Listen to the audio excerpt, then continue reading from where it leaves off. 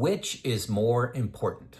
The quality of your retirement, for example, spending more on experiences, living life on the edge, dramatic cruises, skydiving, snorkeling, traveling the world, living abroad, just really having an epic quality of your retirement, or the quantity of your retirement, perhaps retiring 2, 3, 4 years earlier, but not having as much money to spend on those experiences. Great question. Is there a way to calculate the correct answer for you? I got a comment from a viewer that does just that. He has a formula and a process for calculating which is better for him and his spouse. So this is a real couple. I'm going to use their names, Fred and Wilma, not real names. But let me set the stage for you. Quality versus quantity. Retire at 59, okay, currently they're 58, 59, or at 63. So a 4-year difference. Now for them, they use their go-go spending ending at 70 years old. I personally use 75, but they've got some bold plans. Bold plans of what they want to do in retirement involving experiences. So is it better to retire at 59 and have 11 years or 7 years of go-go? So they have a great plan put together in Boldin. They verified it with 2 financial planners. They do not want to work part-time. They want to live. They want to just go and control their lives and have an adventure, very active adventure. So like I said, things like traveling abroad, scuba diving, race car driving, all kinds of dramatic things, which are great, but take a lot of energy and a lot of expense to make them happen. So a little bit about their finances. I'm not going to talk about the amount that they have, but their savings increases about $100,000 a year for every year they delay. Okay, $100,000 a year. Plus they have an annuity that increases the payout of $4,000 a year. So let's just assume a 5% withdrawal from their savings. So they have their savings goes up by $100,000 every year. So every year that's $5,000, 5%, plus the $4,000 from the annuity, so $9,000. I'm greatly simplifying this. So $9,000 to have for each year that they retire later, okay? So a traditional view of this, you can say, hey, if they retire at 60, they'll have an additional $9,000. Now let's assume 16% effective tax rate, federal, 4% state for 20%, just easy math for me. That gives them $7,200 a year to spend. Maybe that's one nice trip.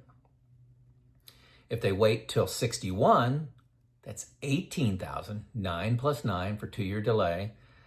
After tax, $14,000, maybe 2 nice trips. Number three, wait till 62, sorry. $27,000, 22 after tax, maybe 3 nice trips, or 63, that's $36,000, 29,000 after tax, maybe 4 nice trips a year. That's kind of how most people would look at that. But Fred and Wilma's solution, hey, what do you think of this? And I love this, and I've never seen this before. How about we map the different retirements, age 59, and search out a probability of success in Monte Carlo of 85%. And then try to get to 85% by increasing or decreasing, whatever the case may be, your go-go spending. So make your go-go spending 5,000, 10,000, whatever, to have the result be 85%. Do that for 59. Do that for 60. Do that for 61, 62, 63. As you age and delay your retirement these 4 years, your go-go spending to have a Monte Carlo success of 85% will continue to go up, up, and up. okay? And then, okay, you got that go-go spending. Decide what specifically you can do with the new go-go spending values. So if your spending value does go up, like I said, $7,000 for 1 year, it's $14,000 for 2 year, what are you going to spend money on? Get specific about it. We're going to the Alps. We're going to France to live for 2 months. Get very specific. And then it comes down to, do we want to wait a year to add this trip in this timeline? I thought this was pretty unique. Decide which one is the most value to them. May not be 59, may not be 63, could be somewhere in the middle.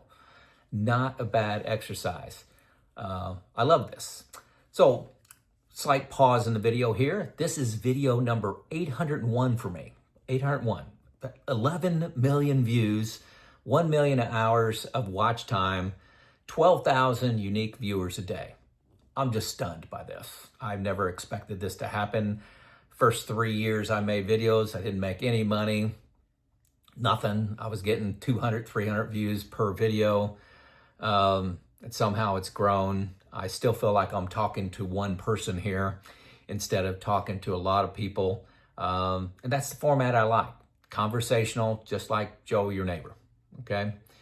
So I'm hoping that my story is not a prescription for you of what to do. It's just one man's journey, decisions I'm making, thoughts I have, problems I'm having, mistakes, successes, and hopefully that will inspire you to retire, maybe even earlier than you thought was possible. I love those comments, especially when somebody says, hey, listen to your content. I thought I was going to retire in 4 years. I'm now retired next month. I love that. Get them all the time, 10 to 12 a day. Love it. Keep those coming. So let's jump back in.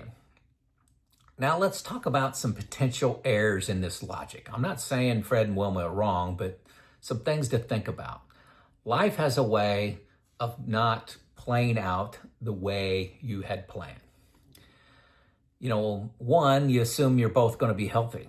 You know, Fred specifically stated his job is impacting his health.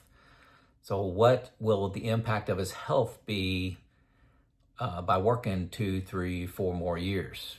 Nobody's getting younger. That's one of the big fallacies people have when they retire. They assume if they retire at 60 that they're going to be in their same health state until 85. Everybody references that 85-year-old person they know that is still active. Well, they're 1 in 100.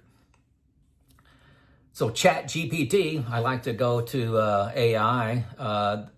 They talk about health span in the United States is expected or is estimated to be around 63 to 65 years old. It's health span, with the remaining years spent dealing with chronic diseases, disabilities, other health conditions. This disparity is influenced by other factors such as lifestyle choices, access to health care, social economic status, and the prevalence of conditions like obesity, heart disease, and diabetes. So, you know, maybe nobody that listens to this channel is average, but health span, 63 to 65, that's pretty low. So my question is, what if lifestyle changes like exercise, nutrition, and stress removal may make this a question of not just 11 years from retired at 59, 11 years to 70. What if it's 12, 13, or 14 more years that'll get you to 71, 72, 73, where you're healthier because you started working on your health span earlier? So this could be 13 years versus 7. Wow, now you're almost 2 to 1 of quantity over quality. That's interesting. Another Chat GPT question about health and well-being. Many people expect to remain active and healthy in retirement, but health issues also often become more prominent. According to the same studies, Health problems are the primary factor influencing retirees to change plans, with more than half of retirees adjusting their dreams for retirement. More than half the people, dreams change once they retire. Mine did. Okay. Just last year, the health of my granddaughter was an issue. We spent a lot of time with her.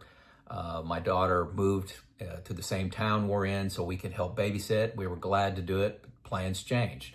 COVID really impacted my retirement plans. What I was retiring to is reliability and maintenance consulting, and COVID shut that down. I retired in 19.